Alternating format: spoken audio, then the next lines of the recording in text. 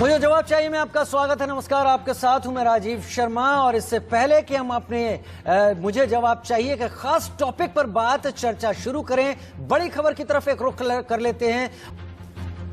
ये बातें और ये बच्चे की बात और उसके पिता की बात ये ज्यादा दूर की नहीं है। देश की राजधानी दिल्ली से महज थोड़ी सी दूरी पर गाजियाबाद है, उत्तर प्रदेश का। उस शहर से ये खबर निकल कर आ रही है कि बच्चों को फीस ना देने के चलते न केवल उन्हें परीक्षा देने से रोका गया, जब तमाम मिन्नत करने के बाद परीक्षा ली गई तो उसके बाद रिजल्ट रोक दिया गया। फिर स्कूल के तमाम जो रजिस्टर होते हैं, तमाम रिकॉर्ड्स होते हैं, वहां से भी बच्चों का नाम हटा दिया गया। ये एक दर्द है, एक सैंपल के रूप में आप सुन रहे थे तमाम लोगों की तरफ से। और जयपुर में भी पेरेंट्स एसोसिएशन के लोग इस सवाल को उठा रहे हैं कि अब सरकार को उस कानून के साथ आगे आना पड़ेगा जिसके बाद उन लोगों की, वो माँ बाप जो कि आज इस हाल में मजबूर हो गए हैं, उनके लिए अपनी रोटी और अपना निवाला ज्यादा महत्व नहीं रखता। उनके लिए अगर भविष्य की बात करें तो उनके बच्चों की पढ़ाई मायने रखती है। पैसे हाथ में है नहीं, पढ़ाई अगर छूट रही है इन तमाम चीजों के चलते तो कौन आएगा उनकी मदद करने के लिए।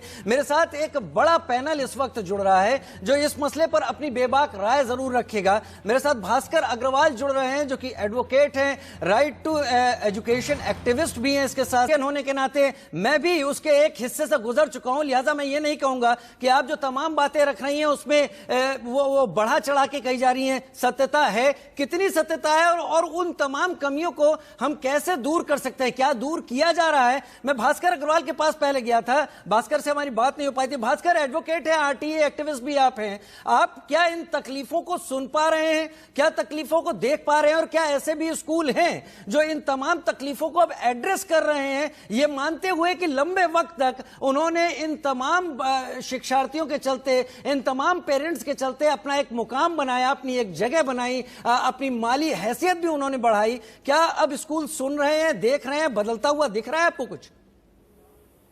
जी, मेरी आवाज उम्मीद है आप तक पहुंच पा रही होगी। मैंने अभी आरसी जैन साहब को भी सुना और प्रियंका राणा जी को भी सुना। देखिए, एक चीज है कानून में, एक पेचीदगी है कानून की, उसको हमें थोड़ा समझना पड़ेगा। एक चीज होती है capitation fee. Modern school versus union of India में ये कहा गया है कि कैपिटेशन फी वो फी होती है जहां पर जो स्कूल होता है उसको उतना ही फी चार्ज करने चाहिए जितना कि उसको जरूरत है। उसकी अपनी जरूरत से वो सरप्लस अमाउंट चार्ज कर सकता है। ये हम पहले से जानते हैं कि जो स्कूल होता है वो एक इंडिविजुअल नहीं होता, वो कोई पर्सनल प्रॉपर्टी नहीं होती, वो एक एनजीओ की प्रॉपर्टी होती है और एक एनजीओ ही एक स्कूल को चला सकता है। तो ये तो बहुत जानी हुई बात है कि जो स्कूल होता है वो एक नॉन प्रॉफिटेबल ऑर्गेनाइजेशन होता है, तो वो प्रॉफिट को कहीं पर भी फेच नहीं कर सकता, उससे कहीं भी प्रॉफिट का ग्रहण नहीं कर सकता। तो ये स्कूलों को बताना चाहिए। जब ये स्कूल कहते हैं कि भाई हमें प्रॉफिट नहीं हो रहा, हम अपना खर्चा नहीं वहन कर पा रहे, तो उनको अपनी ऑडिटेड शीट दिखानी चाहिए, उनको उस वेबसाइट पर डालना चाहिए। अभी हाल में ही हमने ये हाईकोर्ट के जजमेंट को देखा है कि जहां पर हाईकोर्ट ने ये आदेश दिया है कि आप स्कूल एज ए स्कूल आप अपनी जो बैलेंस शीट है, जो आपकी ऑडिटेड बैलेंस शीट है, उसको वेबसाइट पर डालें और बताएं कि अभी आपके आमद की फीस कितनी है, फीस में आमद कितनी हो रही है और खर्चे कितने हो रहे हैं। तो जैसा कि अभी आरती जी ने भी कहा कि जो स्कूल हैं अभी जो उनके खर्चे हैं, चाहे वो स्वीपर का खर्चा हो, चाहे वो सिक्योरिटी गार्ड का खर्चा हो, चाहे वो दूसरे जो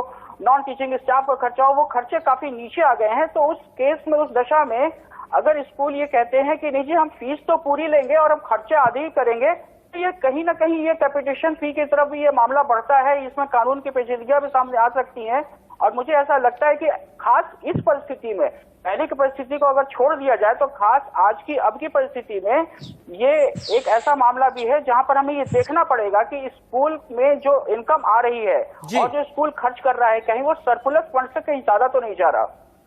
तमाम चीजों को देखे जाने की जरूरत पर आप जोर यहां पर दे रहे थे कि ये चीजें अगर स्कूल अपनी तरफ से उठा रहे हैं तो अपनी एक बैलेंस शीट, ऑडिटेड शीट सामने रखें और बता दें इन चीजों को साफ करके। केवल मुंह जबानी जो बातें उठाई जा रही हैं वो बातें कम से कम अभिभावकों को एक डर के साए में लाने का ही काम कर रहे हैं, क्योंकि अभिभावक अपनी जो उनकी इनकम है वो कम हो चुकी है। बहुत सारे ऐसे हैं जो शायद बता नहीं पा रहे हैं, उनकी नौकरी भी जा चुकी है इस दौरान में और उनके पास इतना अमाउंट अब है नहीं। लेकिन ठीक है मेरा सवाल भास्कर से, प्रोडक्शन कंट्रोल पीसीआर प्लीज सुने, मेरा सवाल भास्कर से इस वक्त। भास्कर, आप दोनों ही पक्षों को सुन रहे हैं। आरसी जैन साहब इस वक्त किसी को सुनना नहीं चाहते हैं, ऐसा लग रहा है। संदेश यही जा रहा है, सवालों पर वो नहीं जा रहे हैं इस वक्त।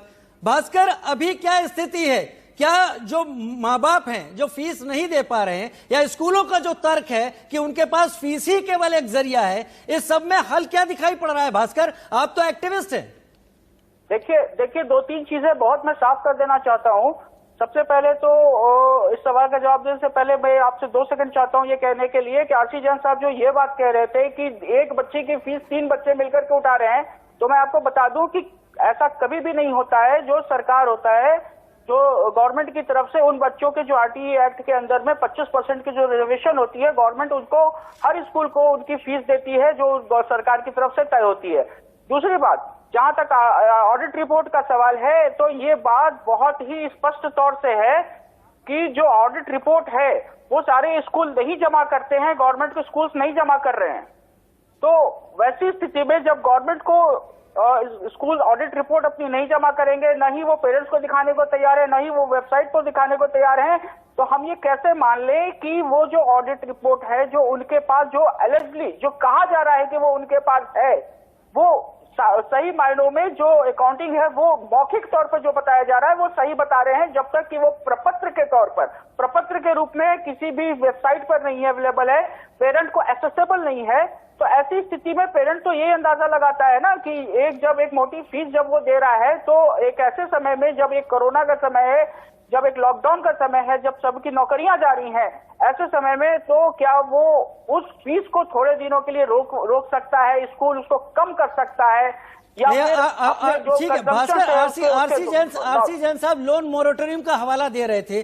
मैंने ऐसा स्कूल, प्रियंका जी असल सवाल यहाँ पर यह है कि सभी स्कूलों को जनरलाइज नहीं कर सकते। बहुत सारे स्कूल यहाँ पर आगे बढ़कर तमाम पेरेंट्स की मदद के लिए भी आ रहे हैं, लेकिन जो आप कह रही हैं उसके अनुभव का साक्षी मैं भी रहा हूं, और मैंने भी कई लोगों से इस बारे में जब बातचीत की तो पता चला ये तमाम चीजें सही हैं, और कई स्तर पर ये काम हो रहे हैं जहां बच्चे इस तरह से मानसिक तनाव में आ रहे हैं। अगर सुप्रीम कोर्ट यहां पर यह साफ बात कहता है कि 85% फीस ही ली जा सकती है, और जो फैसिलिटीज जो एक्टिविटीज नहीं हो रही है अगर उनका पैसा लिया जाता है तो ये एक दबाव की तरह है, और मुनाफाखोरी और व्यवसायीकरण की श्रेणी में आएगा। उम्मीद यही है। हमारे साथ तमाम मेहमान शामिल हुआ, आप सभी का बहुत बहुत शुक्रिया। आपने दिल खोलकर इस बहस में हिस्सा लिया और तमाम चीजें सामने रखी, लेकिन सवाल बच्चों की पढ़ाई का है, सवाल इस पैंडेमिक का है।